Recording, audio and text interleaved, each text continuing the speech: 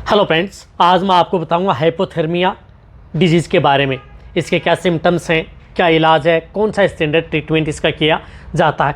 जो कि हाइपोथर्मिया के केस अब बहुत ज़्यादा सर्दियों में देखने को मिल भी रहे हैं, तो इसके लिए बेटर ट्रीटमेंट आपको बताया जाएगा। तो वीडियो को स्किप करके मत देखना, पूरा देखना, क्योंकि हाइपोथर्मिया जो आपकी जो गाय है या भैंस है या छोटे जो काफ हैं, ज़्यादातर आपने देखा होगा कि जो छोटे बफेलो काफ हैं उनमें बहुत ज़्यादा देखने को मिलता है और भैंस में भी देखने को मिलता है। इसमें सिम्टम्स क्या पाए जाते हैं? देखो, सबसे पहले तो मैं आपको बताना चाहता हूँ कि जो हाइपोथर्मिया जो डिजीज़ होती है, इसमें पशुओं का जो टेम्परेचर है वह डाउन हो जाता है। जैसे यदि नॉर्मल जो टेम्परेचर यदि हम माने तो पशुओं का 101.5 डिग्री फ़ारेनहाइट होता है। यदि इससे टेम्परेचर यदि डाउन होता जाता है तो हाइपोथर्मिया के अंतर्गत बहुत इस तरह की दिक्कत देखने को मिली है कि इसमें टेम्परेचर बहुत ही नीचे चला जाता है। नीचे चलने का मतलब है कि 90 डिग्री से लेकर के 95 डिग्री 96 डिग्री फ़ारेनहाइट तक पशुओं में हो जाता है। इतना टेम्परेचर यदि डाउन हो जाता है तो पशुओं की जो बॉडी है वह ठंडी पड़ जाती है। इसमें पशुओं के जो शरीर के अंग है, जो लास्ट के भाग है, जिस प्रकार से पूँछ है, शरीर की जो पूँछ का भाग है वो एकदम, जैसे यदि हम पकड़ करके देखते हैं तो वो एकदम ठंडी हो जाती है। साथ में उसके कान भी पकड़ करके देखते हैं तो वो ठंडा हो जाता है। शरीर पर यदि हम कहीं पर हाथ रखते हैं, पीछे के पुट्ठों पर भी हाथ रखते हैं, तभी वह ठंडे पड़ जाते हैं। यानी हाइपोथर्मिया में पशुओं की जो बॉडी है वो ठंडी पड़ जाती है। और जब बॉडी ठंडी पड़ जाती है तो उस स्थिति में पशुओं का जो ब्लड का सर्कुलेशन है वह धीरे हो जाता है। और ब्लड का सर्कुलेशन धीरे हो जाता है तो वहाँ पर आपको जुगुलर वेन मिलना मुश्किल हो जाती है।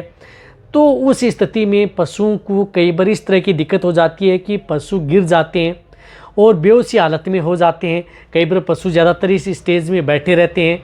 लेकिन इस तरह के केस में आपको इस तरह के सिम्टम्स देखने को मिलेंगे। एक तो आपके पशुओं का जो टेम्परेचर है वह डाउन हो जाता है, साथ साथ में आपके पशुओं के जो मुँह से पानी निकलता रहता है, पानी आता रहता है। और साथ ही साथ आपने देखा होगा कि जिस स्थिति में यदि पशु गिर जाता है तो लेटे लेटे स्टेज में पशुओं में पेट के अंदर अफारा आ जाता है, गैस बनना स्टार्ट हो जाती है। और कई बार धीरे धीरे इस स्थिति में हो जाती है। जो इस स्टेज में यदि चला जाता है, लास्ट स्टेज में यदि पशु इस हाइपोथर्मिया में चला जाता है तो पशुओं को बेहोशी हालत में हो जाता है। और बेहोशी हालत में होने के बाद में उसमें अफारा आने के साथ साथ पशु गोबर व पेशाब भी नहीं कर पाता है। इस तरह की स्थिति इस तरह के केस में देखने को मिलती है। तो पहले ये है कि जब भी यदि आपके पशु में इस तरह की यदि दिक्कत देखने को मिले तो उसका सही डायग्नोसिस करें कि उसमें इस तरह की यदि बीमारी है या नहीं। अब इसमें किस तरह का जो इस तरह की स्थिति यदि देखने को मिलती है तो क्या ट्रीटमेंट किया जाता है।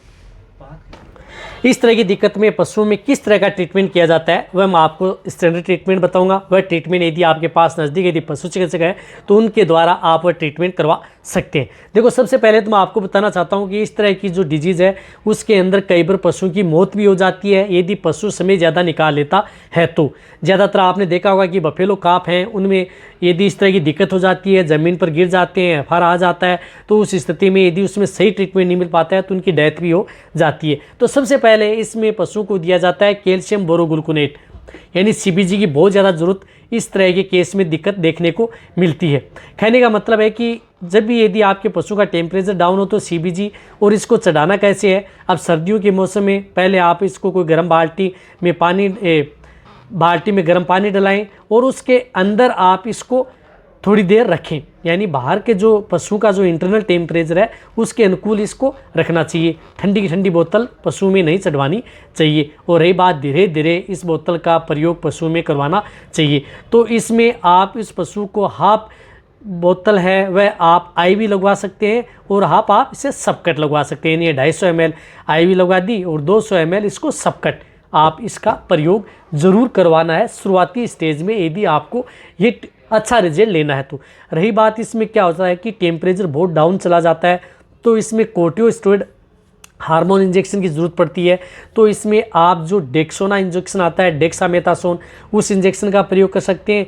या आप प्रेडनिसोलोन, जो ये प्रेडनिसोलोन आता है, इस इंजेक्शन का भी प्रयोग करवा सकते हैं। लार्ज एनिमल्स है, बड़े पशु हैं, जो गाय भैंस हैं, तो उनमें आप 10 ml ओनली ऑन इंट्रामस्कुलर ये इंजेक्शन लगवा सकते हैं। यदि छोटे काफ हैं तो इनमें आप 2 ml इंट्रामस्कुलर ये इंजेक्शन लगवा सकते हैं। रही बात CBG, यदि छोटे काफ हैं तो इसमें आप 50 ml से लेकर के 17 ml तक आप उनका प्रयोग करवा सकते हैं। ये इंजेक्शन भी उस पशु को बहुत ज़्यादा ज़रूरी है। रही बात उस स्थिति में क्या होता है कि पशुओं के जो मुँह से पानी आता है और कई बार इस तरह की दिक्कत हो जाती है कि इंटरनल ऑर्गन है उनमें भी पानी सा भर जाता है, तो उसमें आप रिमोट वेट इंजेक्शन यानी फ्यूसिमिड साल्ट का इंजेक्शन का प्रयोग ज़रूर करवाना है। ये 10 ml इंट्रामस्कुलर ये इंजेक्शन भी उस पशु को ज़रूर अपने पशु चिकित्सक के द्वारा ये इंजेक्शन भी लगवाना है। साथ साथ में इस तरह की केस के अंदर आप अपने पशु को मल्टीविटामिन इंजेक्शन का प्रयोग जरूर करवाएं ताकि आपके पशु की जो बॉडी में एनर्जी बनी रहे। तो इसमें मिथाइलाकोबालामिन साल्ट के जो इंजेक्शन आते हैं, जिस तरह से मिकोवेट अक्सल, ये इंजेक्शन 10 ml से लेकर के 15 ml इंट्रामस्कुलर व इंट्राविनस। रही बात इस इंजेक्शन को इंट्राविनस ही प्रयोग कराएं। इस तरह के यदि केस देखने को मिले तो इंट्राविनस यदि इसका प्रयोग करवाएंगे तो बेटर रिजल्ट देखने को मिलेगा। ये इंजेक्शन उस पशु को 3 से 4 दिन भी आप कंटिन्यूटी लगवा सकते हैं, बहुत ही अच्छा रिजल्ट मिलता है। रही बात इस तरह के केस में क्या होता है कि कई बार यदि पशुओं में जिस प्रकार से इंटरनल जो पानी सा भर जाता है तो कई बार पशुओं के मुंह से ज़्यादा पानी आना स्टार्ट हो जाता है, तो उस पानी को सांस के साथ कई बार फेफड़ों में जा सकता है। इस तरह की भी दिक्कत हो जाती है। तो इसके लिए आप सेफ्टी फॉर सोडियम जिस प्रकार से ऑक्सीजनल इंजेक्शन का भी प्रयोग इस तरह की हाइपोथर्मिया में ज़रूर करवाएं, क्योंकि जो इसमें पानी पशु मुंह से बहुत ज़्यादा फेंकता रहता है। तो इसके लिए आप जो ऑक्सीजनल सेफ्टी फॉर सोडियम, क्योंकि कई बार पशु सांस लेता है तो सांस के साथ कुछ भाग पानी का चला जाता है, तो पशु में सांस लेने में दिक्कत हो सकती है। सांस के साथ कई बार घर भी आवाज़ आना स्टार्ट हो जाती है। तो सेफ्टी फॉर सोडियम 1 ग्राम उस पशु को ये इंजेक्शन लगवाने। रही बात इस तरह की यदि केस यदि आपको देखने को मिले तो ये ट्रीटमेंट लगातार 2 से 3 दिन करवाया जाता है। ये ट्रीटमेंट इसमें आपको CBG का प्रयोग फर्स्ट दिन करना है, सेकंड डे आपको उसका टेम्परेचर लेना है। टेम्परेचर यदि नॉर्मल सा हो गया है तो आप CBG का प्रयोग नहीं करना है। उस स्थिति में आपको डेक्सट्रोज यानी DNS का प्रयोग उस पशु में करवाना है। और जो इंजेक्शन जो मैंने बताए हैं वह सभी के सभी इंजेक्शन आप सेकंड थर्ड डे यदि ट्रीटमेंट करवा रहे हैं तो उसमें इस तरह का ट्रीटमेंट करवाया जाता है। देखो जो मैंने जो ये ट्रीटमेंट बताया है वो सही और सटीक और स्टैंडर्ड ट्रीटमेंट आपके पशु के लिए बताया है। जो अब इस तरह की जो बीमारी पशु में हो जाती हैं, ज़्यादातर सर्दियों में देखने को मिलती है, तो हम इस तरह का ट्रीटमेंट करके उन पशुओं की जान बचाते भी हैं। देखो ये इस तरह के यदि ट्रीटमेंट में यदि पशुओं में दिक्कत हो जाती है तो आपके पास अच्छे पशु चिकित्सक हैं या अच्छे वेटरनरियन हैं, उनकी सलाह ले लेनी चाहिए। यदि ज़्यादा समय निकाल देते हैं तो इस तरह के पशु में बहुत ज़्यादा दिक्कत हो जाती है। कई बार पशु की डेथ भी हो जाती है, उसमें हार्ट अटैक भी पशुओं को हो जाता है। तो जल्दी से जल्दी आप इसका ट्रीटमेंट जल्दी हो सके तो करवा लेना चाहिए। ये वीडियो जितना हो सकता है पशुपालक वेटरनरी स्टूडेंट हैं उनके साथ आप शेयर करें। इसी तरह से आप मेरी वीडियो देखते रहें, इसी तरह से आप मेरे को प्यार देते रहें। थैंक्स, धन्यवाद।